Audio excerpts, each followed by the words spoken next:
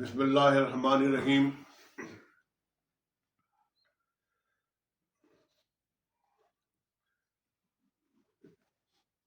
یہ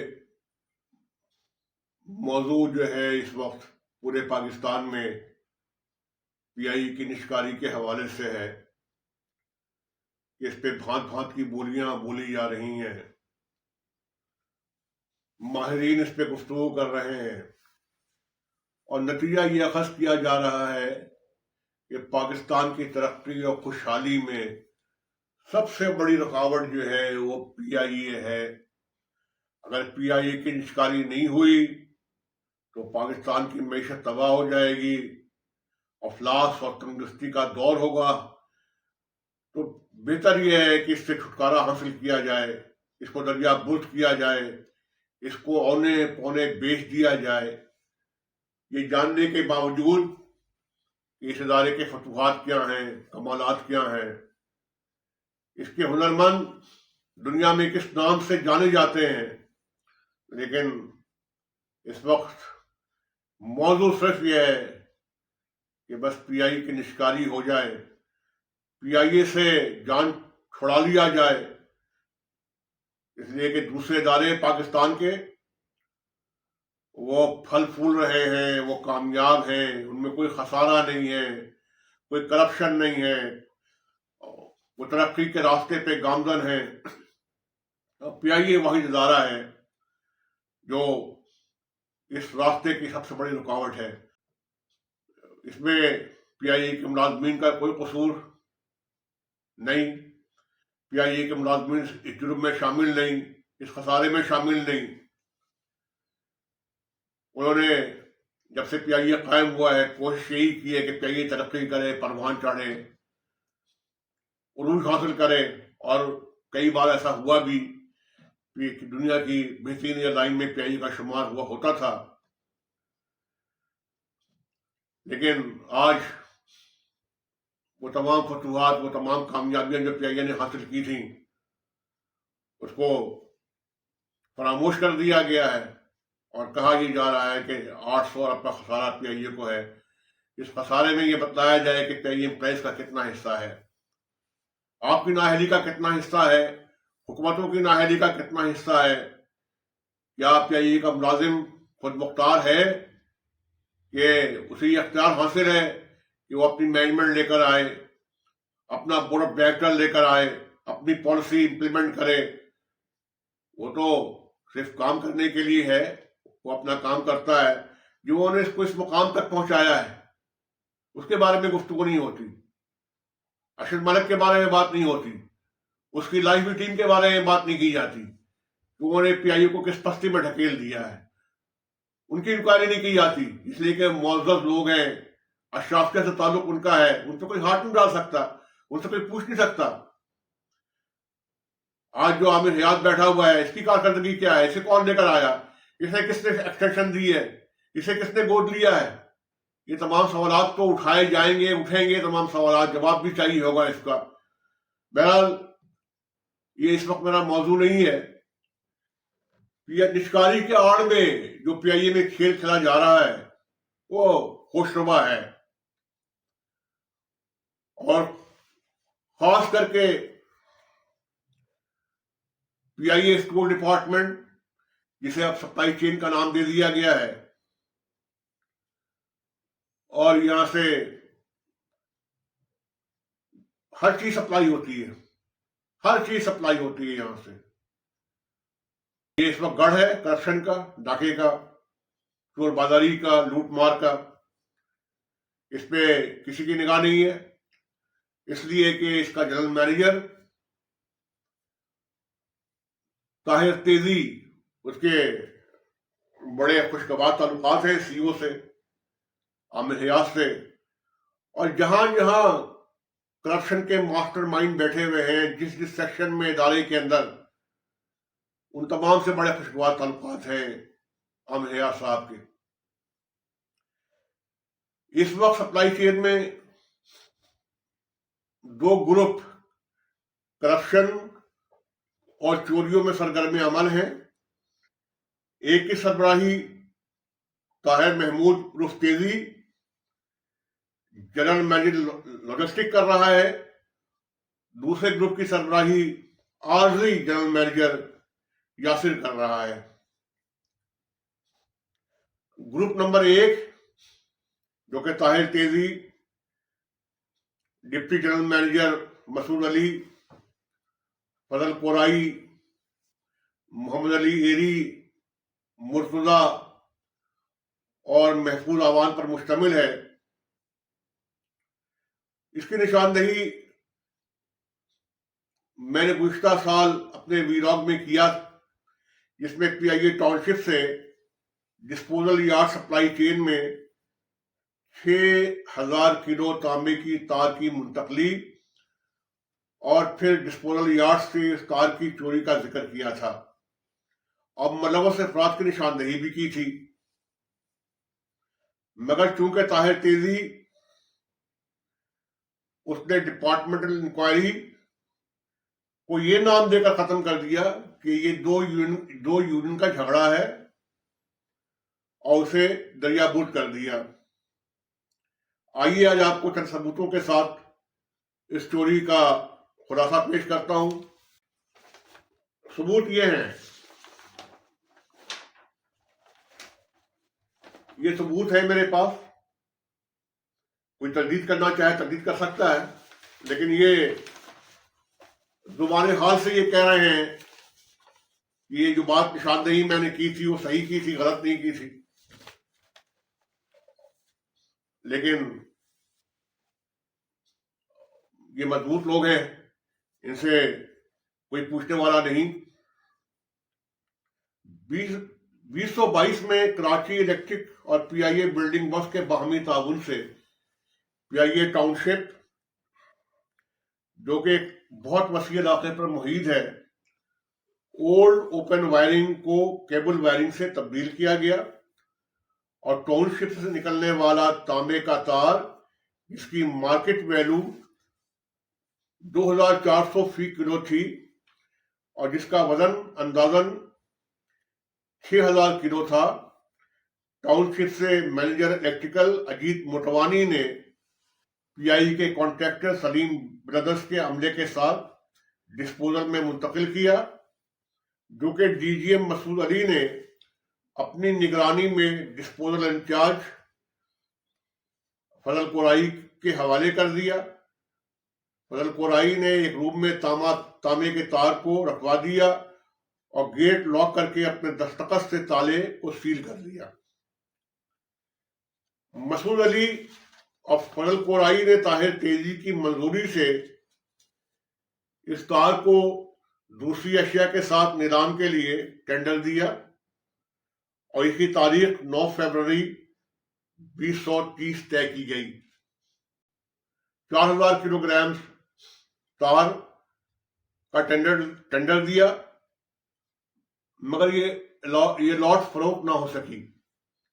मोरका 3/8/2023 को दोबारा नीलाम किया गया, मगर अब इस तांबे की तार का वजन 4000 से कम करके 2000 किलो कर दिया गया।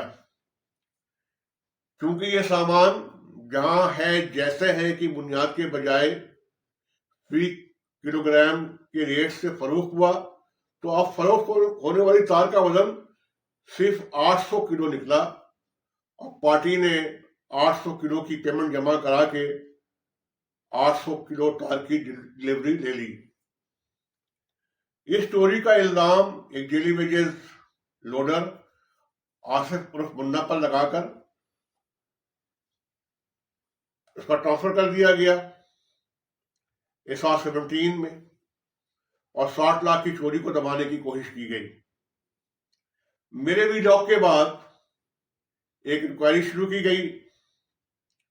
जनरल मैनेजर वाहिद इसका सरबराह था, मगर ताहिर तेजी के सीईओ से अपने तल्लुकात का फायदा उठाते हुए मज़कूरा इंक्वायरी को खत्म करवा दिया और डीजीएम मसूद अली और फजल कोराई को साफ बचा लिया। दूसरी तरफ आसिफ मन्ना ने धमकी दी कि अगर मुझे इस इल्जाम में फंसाने की कोशिश की तो मैं सारे मुलव्वस अफराद की निशानदही करूंगा। आसिफ मन्ना की धमकी काम कर गई। اور مسعود علی نے واپس اس کو اپنے section central dispatch supply chain building میں بلا لیا۔ طاہر محمود انجینئرنگ کا آدمی تھا، اس نے اپنا ٹرانسفر کروایا سپلائی چین میں، اور پھر جی ایم کے عہدے پر پروموٹ کر دیا گیا۔ یہ دونوں جگہ سے یہ فائدے حاصل کر رہا ہے۔ ٹیکنیکل پے گروپ میں پروموشن کی وجہ سے اس کی ماہانہ تنخواہ میں ٹیکنیکل الاؤنسز میں خاطر خواہ اضافہ ہوتا، مگر شاطر ذہن نے ایڈمن کا پے گروپ اس لیے قبول کر لیا کہ اس میں اس کے اختیارات لامحدود ہو گئے اور وہ سیاہ و سفید کا مالک بن گیا۔ اس پر جہازوں کے ٹائر کا کیس بھی ایف آئی اے میں چل رہا ہے۔ طاہر محمود کے زیر سایہ افسران اور اس کے سیکشن جہاں لوٹ مار کا بازار گرم ہے، ڈی جی ایم مسعود علی طاہر محمود کا فرنٹ مین ہے، ایم بی اے ہے، وائٹ کالر کرمنل ہے۔ اس کو طاہر محمود نے نوازتے ہوئے امریکہ، اٹلی، ترکی، اسپین، فرانس، ملیشیا کے غیر سرکاری دورے کروائے، جس میں طاہر محمود فرسی بھی تھا اور اظہر قرائی بھی تھا۔ سینٹرل ڈسپیچ اس کا انچارج محمد علی ایری ہے۔ جہازوں کے انجن اور دیگر سامان کی نقل و حرکت اور اس کے دوسرے شہروں ملکوں میں منتقلی اس کی ذمہ داری ہے۔ صرف اپنے پسندیدہ کمپنیوں کو کانٹریکٹ ایوارڈ کرتا ہے۔ محمد علی ایری کا ایک بار اس سیکشن سے ٹرانسفر بھی ہو چکا ہے، مگر ڈی ایم مسعود علی اس کو دوبارہ اس سیٹ پر لے کر آیا۔ محمد علی ایری کے اوپر کئی انکوائریاں ہوئی ہیں، جس کی وجہ سے اسے پی آئی اے سے نکالنے کے لیے نوٹس ملا، لیکن یہ طاہر تیزی اور ڈی جی مسعود کے زیر سایہ ہونے کی وجہ کر صرف اس کو ڈیموٹ کر کے انکوائری ختم کر دی گئی۔ حالانکہ جو نقصان پی آئی اے کو اس نے پہنچایا یہ اس سے ریکور کرنا چاہیے تھا اور اسے نوکری سے برخاست کرنا چاہیے تھا۔ موجودہ انچارج کومنٹ کے نام پر روزانہ کی بنیاد پر فوٹو کاپیاں کسٹم کے نام پر 50,000 کا چیک وصول کرتا ہے، جو کہ سب مل کر ختم کر لیتے ہیں۔ مرتضیٰ کو طاہر تیزی انجینئرنگ ڈپارٹمنٹ سپلائی چین میں لے کر آیا۔ تانبے کی تار کی چوری کے بعد ایک اور چوری ڈسپوزل میں ہوئی۔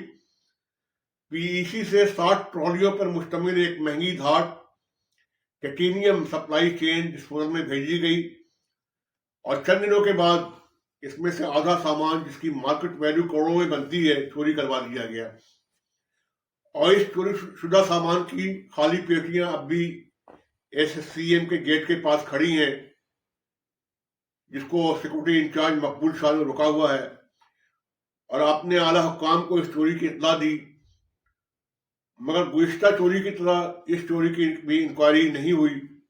طاہر محمود نے اپنے اثر و رسوخ کی وجہ سے اس کو بھی کھڈے لائن لگا دیا اور پی آئی اے کو کروڑوں کا ٹیکہ لگایا۔ دوسرا گروپ یاسر قائم مقام مینیجر اور 25 افسر ضمیر پر مشتمل ہے۔ یہ گروپ آج کل پی آئی اے میں بلیک لسٹڈ اور من پسند سپلائرز، جس میں بابر اور حاجی حنیف سر فہرست ہیں۔ بابر، جو کہ سمرا ڈیلی لینڈ آئی کے فوڈ کے نام سے کام کر رہا ہے، وہ کرپشن کے تمام حدیں ضمیر اور یاسر کے ساتھ مل کر پار کر چکا ہے۔ حاجی حنیف، جو کہ اے بی انٹرپرائز اور حنیف ٹریڈرز کے نام سے کام کر رہا ہے، اسے فلائٹ کچن کے ہر ٹینڈر سے نوازا جاتا ہے اور ریٹ کو دگنی سے بھی زیادہ لے جاتا ہے۔ اگر کوئی اس کے سامنے کوئی نیا وینڈر آ جائے تو وہ یاسر اور ضمیر کے ساتھ مل کر اس ٹینڈر کو بھگا دیتا ہے۔ ضمیر یاسر صرف حاجی حنیف اور بابر کو ترجیح دیتے ہیں۔ سمرا انٹرپرائزز کو جائز اور ناجائز نوازنے میں مصروف ہیں۔ اس پارٹی کو دھڑا دھڑ 6 سالانہ کانٹریکٹ سے نوازا گیا اور اس کے لیے ہر حربہ استعمال کیا گیا۔ اس کی نشاندہی گورنمنٹ آڈیٹر بھی کر چکے ہیں۔ اور شدید تنقید کی ہے اس جرم پہ، لیکن کوئی سننے والا بہرحال نہیں ہے۔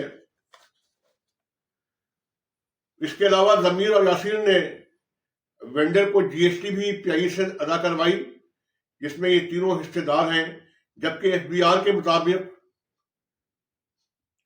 ٹی وائٹنر پر جی ایس ٹی لاگو نہیں ہوتا۔ یاسر اور ضمیر نے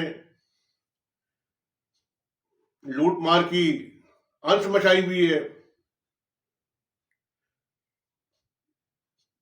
اور اس کی لسٹ ہے جس میں بینجین لوئس بیڈر تھا، مگر وہ سارے کیس حنیف ٹریڈر کو دے دیے گئے، جس نے 2022 میں باسمتی رائس، ٹی،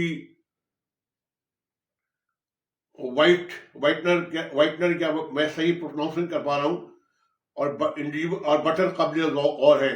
میں ظاہری طور پر یہ سمجھتا ہوں اور مطالبہ کرتا ہوں کہ ضمیر، یاسر، طاہر تیزی، مسعود علی، فضل قرائی، محمد علی ایری، محفوظ ایوان کے خلاف سرکاری اداروں اور پی آئی کے ڈپارٹمنٹ انکوائری کرائی جائے اور مندرجہ ذیل کیس کو غور سے مطالعہ کیا جائے۔